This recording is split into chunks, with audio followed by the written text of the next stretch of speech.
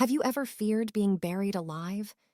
In the heart of Edgar Allan Poe's The Premature Burial lies a man tormented by this very dread, a tale of dark obsession, a chilling condition, and a life-altering revelation. But can he escape the clutches of his own terror? Let's delve into the shadows to uncover the truth. Now, as we prepare to dive into our story, make sure you're comfortable. Are you ready? It's story time. There are certain themes of which the interest is all-absorbing, but which are too entirely horrible for the purposes of legitimate fiction. These the mere romanticist must eschew if he do not wish to offend or to disgust. They are with propriety handled only when the severity and majesty of truth sanctify and sustain them. We thrill, for example, with the most intense of pleasurable pain over the accounts of the passage of the Beresina, of the earthquake at Lisbon, of the plague at London, of the massacre of St. Bartholomew, or of the stifling of the 123 prisoners in the Black Hole at Calcutta. But in these accounts, it is the fact, it is the reality, it is the history which excites. As inventions, we should regard them with simple abhorrence. I have mentioned some few of the more prominent and august calamities on record, but in these it is the extent, not less than the character of the calamity, which so vividly impresses the fancy. I need not remind the reader that, from the long and weird catalogue of human miseries, I might have selected many individual instances more replete with essential suffering than any of these vast generalities of disaster. The true wretchedness, indeed, the ultimate woe, is particular, not diffuse, that the ghastly extremes of agony are endured by man the unit, and never by man the mass. For this let us thank a merciful God. To be buried while alive is, beyond question, the most terrific of these extremes which has ever fallen to the lot of mere mortality. That it has frequently, very frequently so fallen, will scarcely be denied by those who think. The boundaries which divide life from death are at best shadowy and vague. Who shall say where the one ends and where the other begins? We know that there are diseases in which occur total cessations of all the apparent functions of vitality, and yet in which these cessations are merely suspensions, properly so called. They are only temporary pauses in the incomprehensible mechanism. A certain period elapses, and some unseen mysterious principle again sets in motion the magic pinions and the wizard wheels. The silver cord was not forever loosed, nor the golden bowl irreparably broken. But where, meantime, was the soul? Apart, however, from the inevitable conclusion, a priori that such causes must produce such effects, that the well-known occurrence of such cases of suspended animation must naturally give rise now and then to premature interments, apart from this consideration, we have the direct testimony of medical and ordinary experience to prove that a vast number of such interments have actually taken place. I might refer at once, if necessary, to 100 well-authenticated instances. One of very remarkable character, and of which the circumstances may be fresh in the memory of some of my readers, occurred not very long ago in the neighboring city of Baltimore, where it occasioned a painful, intense, and widely extended excitement. The wife of one of the most respectable citizens, a lawyer of eminence and a member of Congress, was seized with a sudden and unaccountable illness, which completely baffled the skill of her physicians. After much suffering, she died, or was supposed to die. No one suspected indeed, or had reason to suspect, that she was not actually dead. She presented all the ordinary appearances of death. The face assumed the usual pinched and sunken outline. The lips were of the usual marble pallor. The eyes were lusterless. There was no warmth. Pulsation had ceased. For 3 days, the body was preserved unburied, during which it had acquired a stony rigidity. The funeral, in short, was hastened on account of the rapid advance of what was supposed to be decomposition. The lady was deposited in her family vault, which, for 3 subsequent years, was undisturbed. At the expiration of this term, it was opened for the reception of a sarcophagus. But alas, how fearful a shock awaited the husband, who personally threw open the door. As its portals swung outwardly back, some white-appareled object fell rattling within his arms. It was the skeleton of his wife in her yet unmolded shroud. A careful investigation rendered it evident that she had revived within 2 days after her entombment, that her struggles within the coffin had caused it to fall from a ledge or shelf to the floor, where it was so broken as to permit her escape. A lamp which had been accidentally left, full of oil, within the tomb, was found empty. It might have been exhausted, however, by evaporation. On the uttermost of the steps which led down into the dread chamber was a large fragment of the coffin, with which it seemed that she had endeavored to arrest attention by striking the iron door. While thus occupied, she probably swooned or possibly died through sheer terror, and in failing, her shroud became entangled in some iron, work which projected interiorly. Thus she remained, and thus she rotted, erect. In the year 1810, a case of living inhumation happened in France, attended with circumstances which go far to warrant the assertion that truth is, indeed, stranger than fiction. The heroine of the story was a Mademoiselle Victorine Lafourcade, a young girl of illustrious family, of wealth, and of great personal beauty. Among her numerous suitors was Julien Bossuet, a poor litterateur or journalist of Paris. His talents and general amiability had recommended him to the notice of the heiress, by whom he seems to have been truly beloved. But her pride of birth decided her finally to reject him and to wed a Monsieur Renelle, a banker and a diplomatist of some eminence.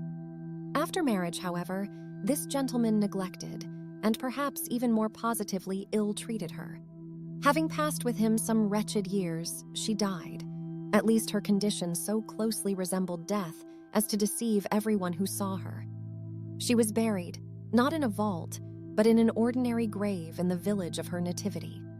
Filled with despair and still inflamed by the memory of a profound attachment, the lover journeys from the capital to the remote province in which the village lies, with the romantic purpose of disinterring the corpse and possessing himself of its luxuriant tresses. He reaches the grave. At midnight, he unearths the coffin, opens it, and is in the act of detaching the hair when he is arrested by the unclosing of the beloved eyes. In fact, the lady had been buried alive. Vitality had not altogether departed, and she was aroused by the caresses of her lover from the lethargy which had been mistaken for death. He bore her frantically to his lodgings in the village. He employed certain powerful restoratives suggested by no little medical learning. In fine, she revived. She recognized her preserver. She remained with him until, by slow degrees, she fully recovered her original health. Her woman's heart was not adamant, and this last lesson of love sufficed to soften it. She bestowed it upon Bossuet. She returned no more to her husband, but, concealing from him her resurrection, fled with her lover to America.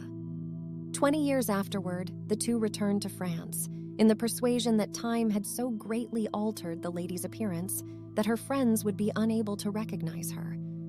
They were mistaken, however, for at the first meeting, Monsieur Renelle did actually recognize and make claim to his wife.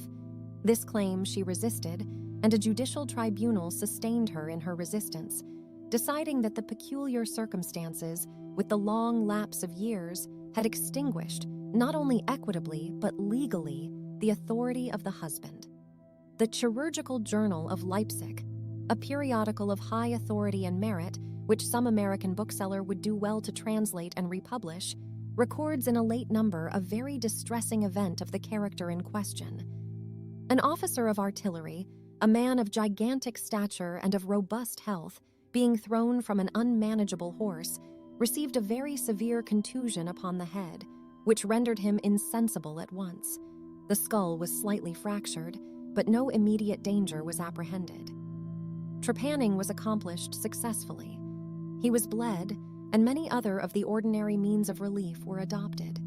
Gradually, however, he fell into a more and more hopeless state of stupor, and finally it was thought that he died. The weather was warm, and he was buried with indecent haste in one of the public cemeteries. His funeral took place on Thursday. On the Sunday following, the grounds of the cemetery were, as usual, much thronged with visitors, and about noon, an intense excitement was created by the declaration of a peasant that, while sitting upon the grave of the officer, he had distinctly felt a commotion of the earth, as if occasioned by someone struggling beneath. At first, little attention was paid to the man's asseveration, but his evident terror and the dogged obstinacy with which he persisted in his story had at length their natural effect upon the crowd. Spades were hurriedly procured, and the grave, which was shamefully shallow, was in a few minutes so far thrown open that the head of its occupant appeared. He was then seemingly dead, but he sat nearly erect within his coffin, the lid of which, in his furious struggles, he had partially uplifted. He was forthwith conveyed to the nearest hospital and there pronounced to be still living, although in an asphytic condition. After some hours he revived, recognized individuals of his acquaintance, and in broken sentences spoke of his agonies in the grave. From what he related, it was clear that he must have been conscious of life for more than an hour, while inhumed, before lapsing into insensibility. The grave was carelessly and loosely filled with an exceedingly porous soil, and thus some air was necessarily admitted. He heard the footsteps of the crowd overhead and endeavored to make himself heard in turn. It was the tumult within the grounds of the cemetery, he said, which appeared to awaken him from a deep sleep. But no sooner was he awake than he became fully aware of the awful horrors of his position. This patient, it is recorded, was doing well and seemed to be in a fair way of ultimate recovery, but fell a victim to the quackeries of medical experiment. The galvanic battery was applied, and he suddenly expired in one of those ecstatic paroxysms which, occasionally, it superinduces. The mention of the galvanic battery, nevertheless, recalls to my memory a well-known and very extraordinary case in point, where its action proved the means of restoring to animation a young attorney of London who had been interred for 2 days.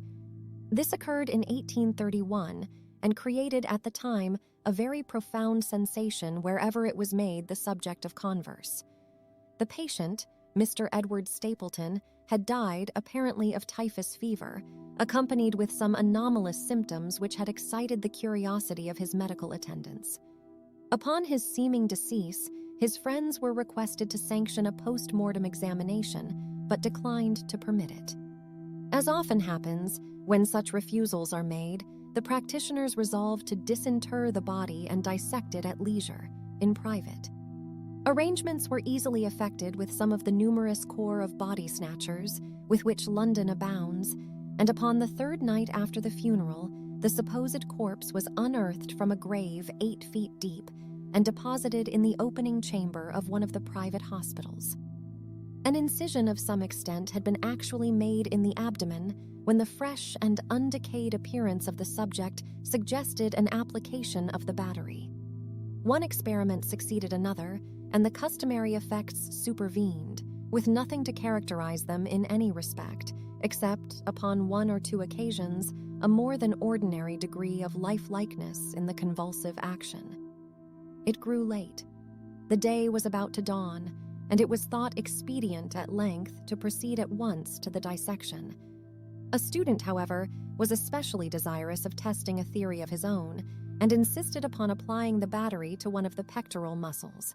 A rough gash was made, and a wire hastily brought in contact, when the patient, with a hurried but quite unconvulsive movement, arose from the table, stepped into the middle of the floor, gazed about him uneasily for a few seconds, and then spoke. What he said was unintelligible, but words were uttered. The syllabification was distinct. Having spoken, he fell heavily to the floor. For some moments all were paralyzed with awe, but the urgency of the case soon restored them their presence of mind. It was seen that Mr. Stapleton was alive, although in a swoon.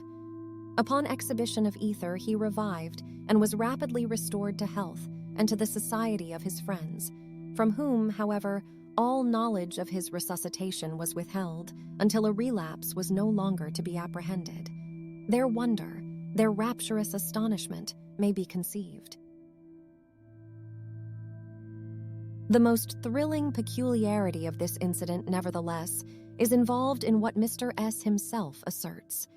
He declares that at no period was he altogether insensible, that dully and confusedly he was aware of everything which happened to him, from the moment in which he was pronounced dead by his physicians, to that in which he fell swooning to the floor of the hospital.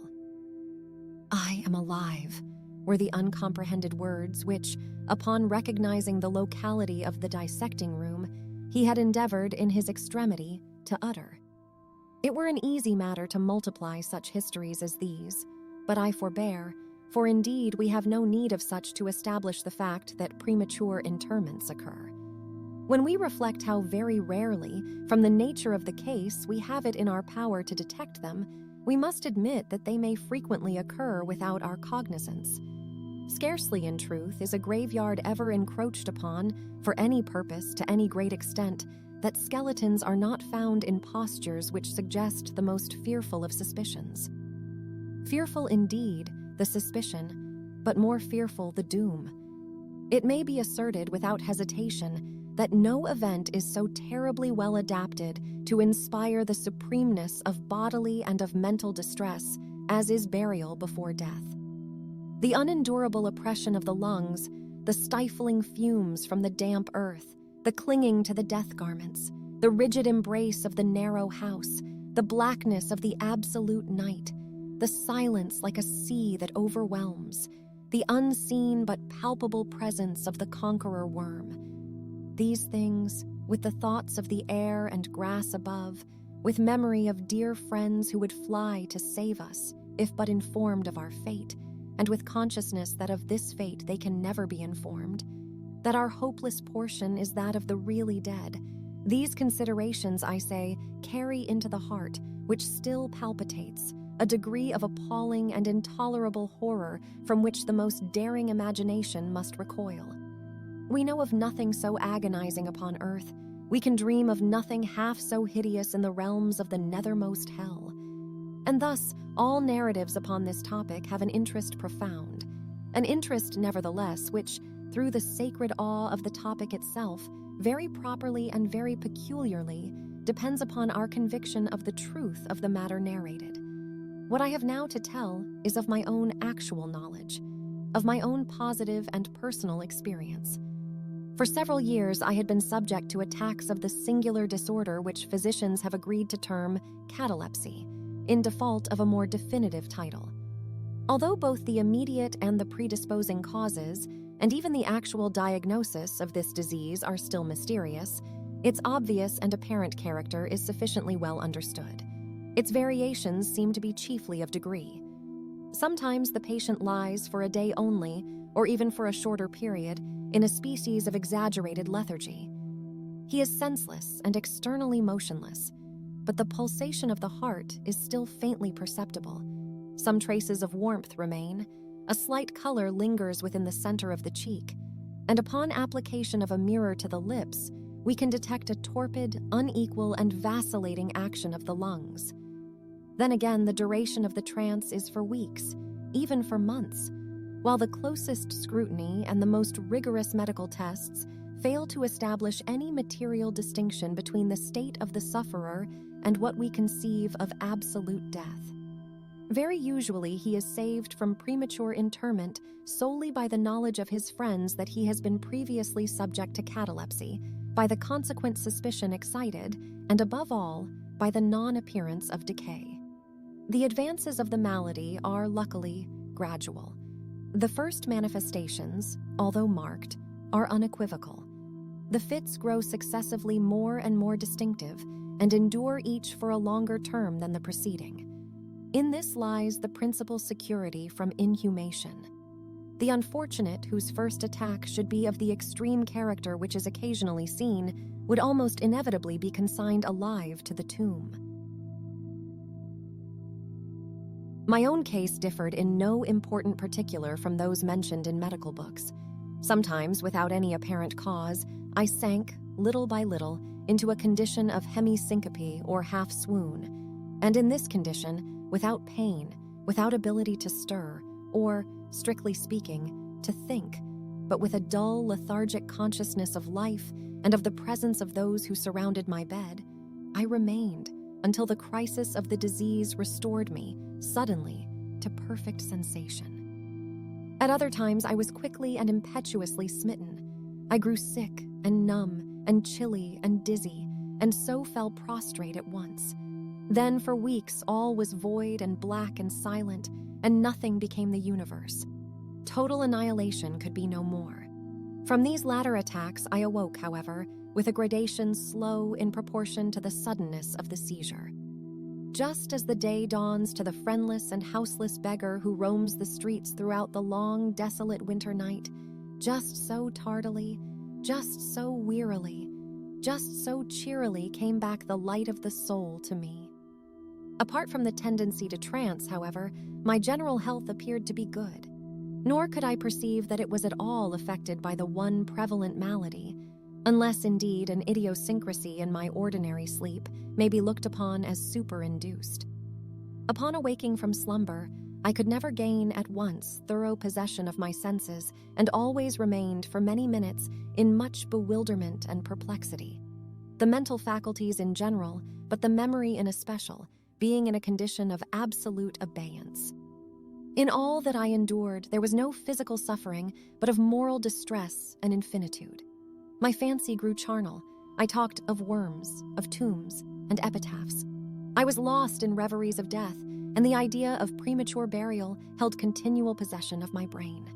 The ghastly danger to which I was subjected haunted me day and night. In the former, the torture of meditation was excessive; in the latter, supreme. When the grim darkness overspread the earth, then with every horror of thought, I shook as the quivering plumes upon the hearse.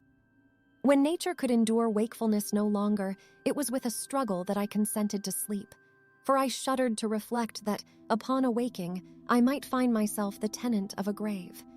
And when, finally, I sank into slumber, it was only to rush at once into a world of phantasms, above which, with vast, sable, overshadowing wing, hovered predominant the one sepulchral idea. From the innumerable images of gloom which thus oppressed me in dreams, I select for record but a solitary vision. Methought I was immersed in a cataleptic trance of more than usual duration and profundity. Suddenly there came an icy hand upon my forehead, and an impatient, gibbering voice whispered the word, "Arise," within my ear. I sat erect. The darkness was total. I could not see the figure of him who had aroused me. I could call to mind neither the period at which I had fallen into the trance, nor the locality in which I then lay. While I remained motionless and busied in endeavors to collect my thought, the cold hand grasped me fiercely by the wrist, shaking it petulantly, while the gibbering voice said again, "Arise! Did I not bid thee arise?" "And who," I demanded, "art thou?" "I have no name in the regions which I inhabit," replied the voice mournfully. "I was mortal, but am fiend. I was merciless, but am pitiful. Thou dost feel that I shudder. My teeth chatter as I speak, yet it is not with the chilliness of the night without end. But this hideousness is insufferable. How canst thou tranquilly sleep? I cannot rest for the cry of these great agonies. These sights are more than I can bear. Get thee up. Come with me into the outer night, and let me unfold to thee the graves. Is not this a spectacle of woe? Behold." I looked, and the unseen figure, which still grasped me by the wrist, had caused to be thrown open the graves of all mankind, and from each issued the faint phosphoric radiance of decay, so that I could see into the innermost recesses, and there view the shrouded bodies in their sad and solemn slumbers with the worm. But alas, the real sleepers were fewer by many millions than those who slumbered not at all, and there was a feeble struggling, and there was a general sad unrest, and from out the depths of the countless pits there came a melancholy rustling from the garments of the buried.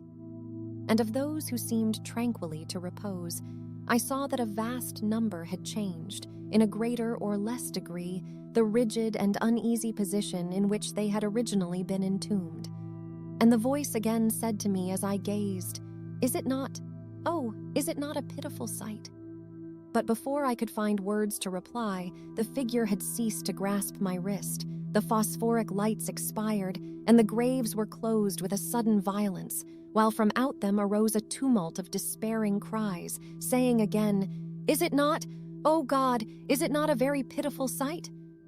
Fantasies such as these, presenting themselves at night, extended their terrific influence far into my waking hours. My nerves became thoroughly unstrung, and I fell a prey to perpetual horror. I hesitated to ride, or to walk, or to indulge in any exercise that would carry me from home. In fact, I no longer dared trust myself out of the immediate presence of those who were aware of my proneness to catalepsy, lest, falling into one of my usual fits, I should be buried before my real condition could be ascertained. I doubted the care, the fidelity of my dearest friends. I dreaded that, in some trance of more than customary duration, they might be prevailed upon to regard me as irrecoverable. I even went so far as to fear that, as I occasioned much trouble, they might be glad to consider any very protracted attack as sufficient excuse for getting rid of me altogether. It was in vain they endeavored to reassure me by the most solemn promises. I exacted the most sacred oaths that under no circumstances they would bury me until decomposition had so materially advanced as to render farther preservation impossible. And even then, my mortal terrors would listen to no reason, would accept no consolation. I entered into a series of elaborate precautions. Among other things, I had the family vault so remodeled as to admit of being readily opened from within. The slightest pressure upon a long lever that extended far into the tomb would cause the iron portal to fly back. There were arrangements also for the free admission of air and light, and convenient receptacles for food and water, within immediate reach of the coffin intended for my reception. This coffin was warmly and softly padded, and was provided with a lid fashioned upon the principle of the vault door, with the addition of springs so contrived that the feeblest movement of the body would be sufficient to set it at liberty. Besides all this, there was suspended from the roof of the tomb a large bell, the rope of which, it was designed, should extend through a hole in the coffin and so be fastened to one of the hands of the corpse. But alas, what avails the vigilance against the destiny of man? Not even these well-contrived securities suffice to save from the uttermost agonies of living inhumation a wretch to these agonies foredoomed. There arrived an epoch, as often before there had arrived, in which I found myself emerging from total unconsciousness into the first feeble and indefinite sense of existence. Slowly, with a tortoise gradation, approached the faint gray dawn of the cycle day, a torpid uneasiness, an apathetic endurance of dull pain, no care, no hope, no effort. Then, after a long interval, a ringing in the ears. Then, after a lapse still longer, a prickling or tingling sensation in the extremities. Then a seemingly eternal period of pleasurable quiescence, during which the awakening feelings are struggling into thought. Then a brief re-sinking into non-entity, then a sudden recovery. At length, the slight quivering of an eyelid, and immediately thereupon, an electric shock of a terror, deadly and indefinite, which sends the blood in torrents from the temples to the heart, and now the first positive effort to think, and now the first endeavor to remember, and now a partial and evanescent success, and now the memory has so far regained its dominion that in some measure I am cognizant of my state. I feel that I am not awaking from ordinary sleep.